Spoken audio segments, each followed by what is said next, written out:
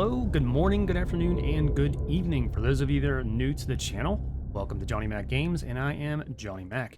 And for those of you that are returning subscribers, welcome back to another New World video. So today we are going to be going over some key takeaways from the January PTR announcement, in which there has been a whole plethora of information that has been put out, as well as some revisements on the development team side of things. Now, when I first read the announcement, there was a couple details in the announcements that I didn't think was going to settle very well with the community. And it's a good thing for me that I held out on putting a video out on this, because I've had time to process everybody's questions and concerns, and there have been some very key developments, and we're going to go over those in this video today. So without further ado, let's go ahead and get on over into these patch notes. So, announcing the January PTR. Greetings, adventurers. The tournament is an ever-evolving world, and as such, we continue our efforts in providing our players with an assortment of ongoing new features, content, and changes. Similar to the activities leading up to our latest major update, we are approaching the release of our next large release, and would like to once again invite you all to participate in the next cycle of our public test realm.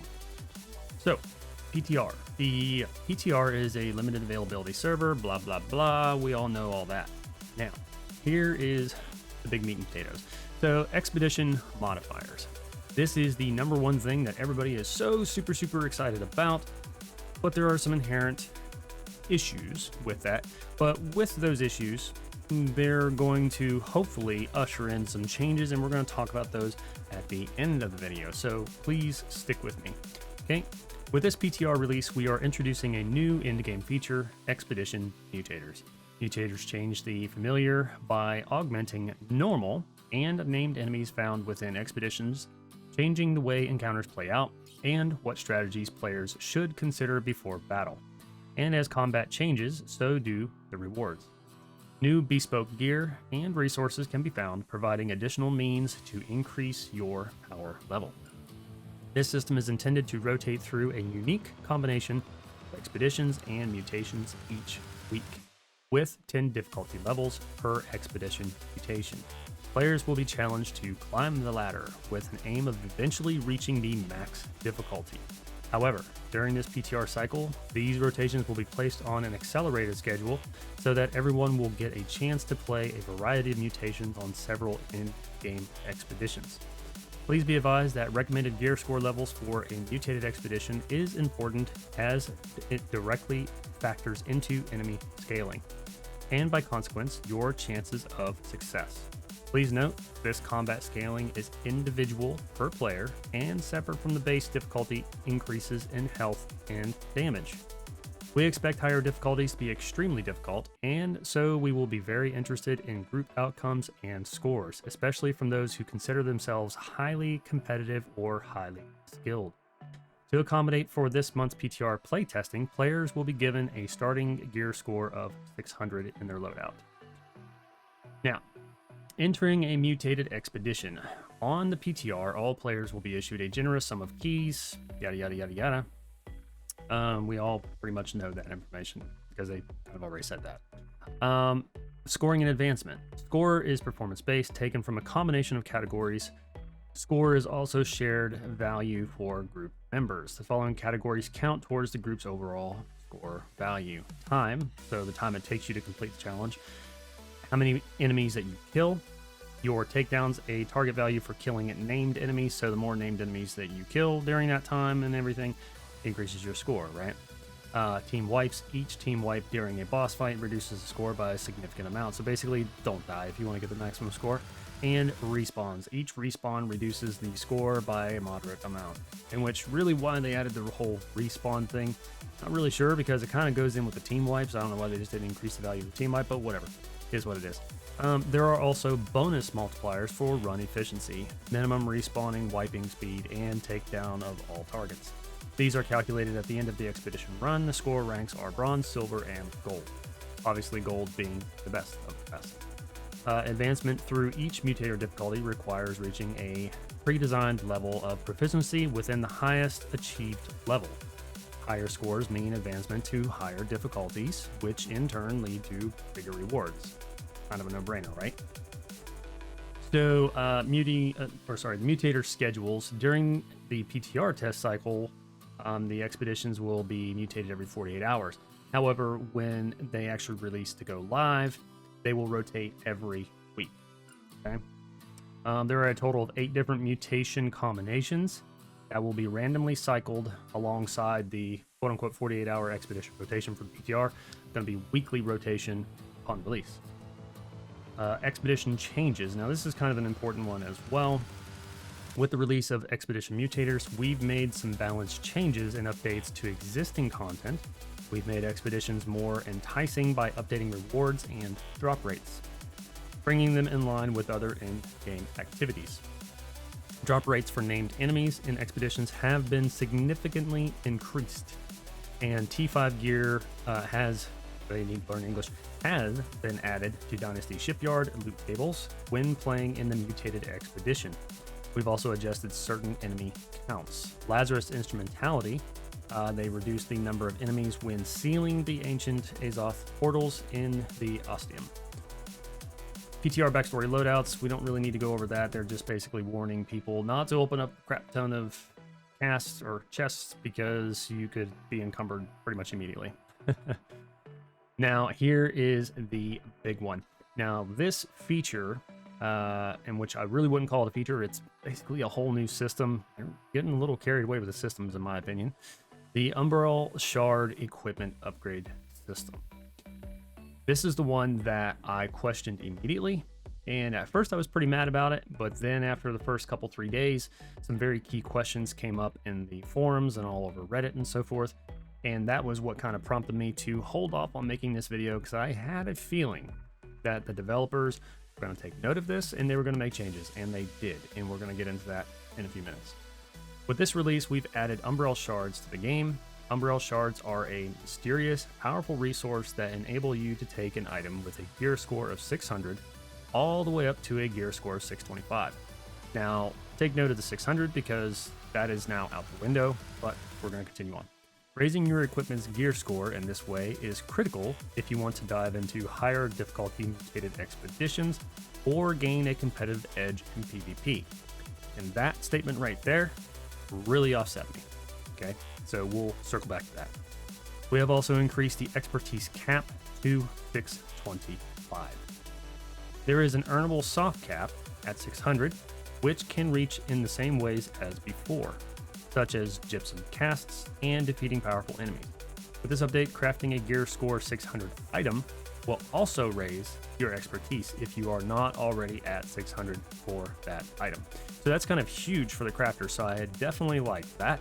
That brings crafting, and for those people who just exclusively craft, brings things more in line with everybody else. And unfortunately, on the opposite side of that same coin, it kind of leaves PvPers out in the cold, and we're actually going to touch on that at the end of this video as well. Going from 600 to 625 requires Umbral Shards, which can be acquired in 3 ways. Once again, take note of that 600, it is no longer 600. Completing mutated expeditions is one way.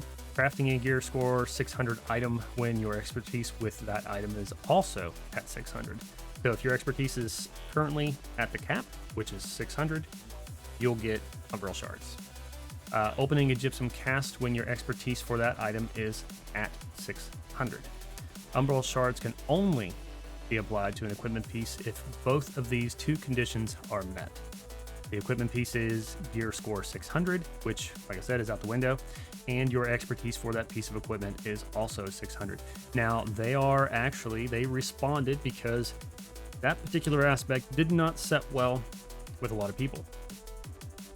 A lot of people worked extremely hard to grind out the expertise 590, and there are a lot of people that have really, really, really good equipment that is not at 600. And a lot of people, including myself, it did not set well with me, either paid a lot of money, in which they had to, do a lot of farming and so forth and so on, or they just straight up had to work really, really hard at chest runs and so forth and so on. to get these items. So it was kind of disenfranchising. The development team heard the argument, and they are in fact changing that system. They are reducing that to 590. So you will not be able to upgrade a epic item, or a 590 plus. You will not be able to upgrade that item to a legendary, but you will in fact be able to increase that item to 625 with the extra Umbral Shards. So if you want to take an item that's non-legendary all the way up to 625, you have that option just by simply doing it the exact same way that you would a legendary. So that is a super key thing, and I commend the development team on recognizing that issue and bringing that to light. Outpost rush balance changes. Now this was one of the very first questions that was on my mind whenever they made this announcement about taking the gear score to 625. Because you can already see, if you've ever played Outpost Rush or you've played enough Outpost Rush, there's a pretty significant difference whenever you come up against someone who has full legendaries versus someone who has, like an average gear score of, say 580 or 590 even. So taking that all the way up to 625, because there's going to be those diehards, lifers, whatever you want to call them, that are going to be able to do a significant amount of farming faster and, more efficiently than others, I guarantee it. And they're going to have, or, presumably they would have a huge competitive edge against those who have, their time as more of a premium, such as myself. So it didn't really set very well with me. Now, this is pretty huge, and it's probably going to upset some because this brings the PvP normalization kind of back into light. And I know not a lot of streamers and YouTubers were very keen of this because it relies more on skill than it does gear. So we adjusted the way armor mitigation is calculated to use enemies' gear score value instead of your average gear score. To adjust for the difference in armor mitigation, we increased the damage low-level players do to higher-level players and reduce the damage the higher-level players do to lower-level players. So, like I said, I can think of a couple streamers, Josh, who might not like this change very well. But in my opinion, if you're going to increase the gear score cap to 625, in which, in all honesty, this is just my opinion here, I find that the gear score increase at this point, I think it's relatively soon to increase the gear score to 625. Once again, like I said, this is just my opinion, but to increase it at this point, whenever there's a huge amount of people that are only just getting into their 600, well, not even the 600s, but getting to level 60 in general, seems awfully soon. But I mean, that's just me. There's plenty of arguments that could easily be valid for, a counter argument to mine, but it is what it is. Now, the other changes that have been made is Mutator perks. Mutator perks have been added to weapons and armor. So with weapons, you get Flame Attunement, Frost Attunement, Arboreal Attunement, and Abyssal Attunement. Each one of these attunements give an additional 15% weapon damage, either as fire, ice, nature, or void for a set period of time, and it's on a cooldown of 2 seconds. So that's an interesting little modifier that people are going to have to look out for. And there have also been new armor perks, Flame Conditioning, Frost Conditioning, Boral, and Abyssal Conditionings. These, after being hit with fire damage, gain 4% fire absorption for 5 seconds. Each piece of armor with this perk increases the potency of the effect, so they are stacking effects. That is, if you have the Flame Conditioning, and of course, everything is pretty much copy and paste thereafter for each one of those conditions. Now, the other notable things here, fast travel costs. Fast travel costs have been reduced significantly. We've heard your frustrations with the cost of fast travel, and this release includes an update that dramatically reduces the distance factor and the amount of Azos required for each trip. Accordingly, the faction control point bonus associated with fast travel now reduces the distance factor to 0. So, if your faction owns, say, Morningdale, and your faction also owns Cutlass Keys, it's going to cost you 0 to travel there. So that's a huge chunk of Azoth that you no longer have to spend. So Once again, another additional perk for owning more territories. If you don't own territories, you're obviously going to pay more in travel costs. So I think that's a very, very good change there. Once again, Expedition changes. With the release of Expedition Mutators, we've made some balance changes and updates to existing content. We've made Expeditions more enticing by updating rewards and drop rates, bringing them in line with other in-game activities. We've already discussed this. Now, what's really interesting about this new mutated system is that it introduces new Tuning Orbs. Now, what's really cool and what I really like about this change is that the Tuning Orbs can be acquired in one of two ways. One way is to actually craft them. The next way is that you can actually purchase them from your faction vendor. And you're allowed to purchase one per week, and it only costs 1K plus your faction tokens, which I do believe was 10,000. I got a little image, a little video clip up here of the purchase of such, but that makes things a little bit more interesting and a little bit easier and more accessible. Now, the other thing to note is that crafting the orbs for Genesis and the shipyards and what's the other expedition? I'm having an absolute total brain fart. But anyway, you get the idea. They have also, the mats required have been reduced. So that makes it kind of nice. Now, once again, a recap. So expertise system now goes to 625. Players raise their expertise from 590 to 600 through the current means. So that's opening chests, getting gypsum casts, and getting natural drops. And of course, the expertise is increased from 600 to 625 through the Umbral system, and we went through the ways of acquiring that. You have to actually go into the mutated dungeons, and you get the Umbral Shards, and you upgrade them that way. Expertise gear scaling. Now, this is a big takeaway, and this is something that has been not so looked forward to by many of those who have not reached level 60 yet. And unfortunately, have not either gotten anything that's at 600 gear score or anywhere around the 580 plus mark. Any item that is purchased from the trading post or acquired through pay to play, person to person, I think is what that stands for, after the January patch will have its effective gear score scaled down to the midpoint of the player's expertise in the item's gear score if their expertise is lower than the item's gear score. So if you are 500 and you're equipping a 600 item, it's going to be scaled down to 550. That's how that works. So you're only going to be getting half of the efficiency of that item. So it is what it is. I highly recommend getting whatever gear that you possibly can now before the January update drops. Now this brings me into the final points of the video, in which we're going to be talking about some very important issues that I think this is going to usher in. As we all know, we're all eagerly awaiting some very important quality of life changes, but in particular, I'm talking about loadouts. So the thing with these mutated dungeons is that, you're going to be focusing a lot on a whole, basically brand new loadout there, right? You're going to have to equip items that increase your damage to Angry Earth and the Cursed, so forth and so on. And we're talking about whole new armor pieces. And we all know, anybody that, messes around with multiple different builds, inventory management is an absolute nightmare. So in all honesty, these mutating changes, I certainly hope that the development team is looking into a loadouts tab. We need a loadouts tab desperately. And some of you may disagree with me and say, well, there's other quality of life changes that need to come before that.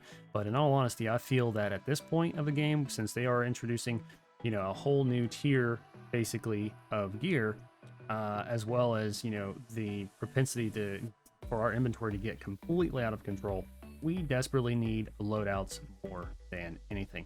So let me know what you guys think down below. Do you guys agree with me? Do we really need to have a loadout tab, or do you think that there are other quality of life improvements that we need long before that? And also, let me know what you guys think about the new Umbral Shard system, and let me know what you think about the new mutators. Until next time, guys, thanks for watching this video and tuning in. Don't forget to hit that like and subscribe. It would absolutely mean the world to me. Currently, we've only got about 1.9% of those who are watching this video right now that are actually subscribed. I would really, really appreciate it if we could increase that by a substantial margin.